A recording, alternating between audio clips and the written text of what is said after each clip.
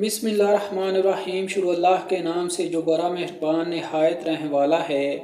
حضرت انس بن مالک رضی اللہ عنہ سے روایات ہے کہ رسول اللہ صلی اللہ علیہ وآلہ وسلم نے فرمایا کہ آدمی جب اپنی قبر میں رکھا جاتا ہے اور جنازے میں شریک ہونے والے لوگ اس سے رخصت ہوتے ہیں تو ابھی وہ ان کے جوتوں کی آواز سنتا ہوتا ہے کہ دو فرشتے منکر اور نکیر اس کے پاس آتے ہیں۔ وہ اسے بٹھا کر پوچھتے ہیں کہ اس انسان یعنی محمد صلی اللہ علیہ وآلہ وسلم کے بارے میں تو کیا اعتقاد رکھتا تھا؟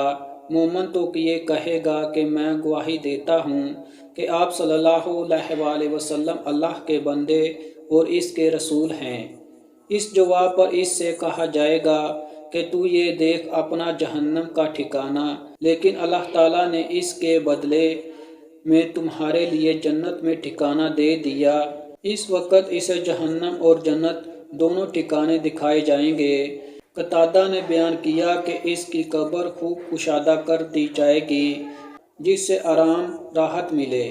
پھر قتادہ نے انس بن مالک رضی اللہ عنہ کی حدیث بیان کرنی شروع کی۔ فرمایا اور منافق اور کافر سے جب کہا جائے گا کہ اس انسان کے بارے میں تو کیا کہتا تھا تو وہ جواب دے گا کہ مجھے کچھ معلوم نہیں، میں بھی وہی کہتا تھا جو دوسرے لوگ کہتے تھے۔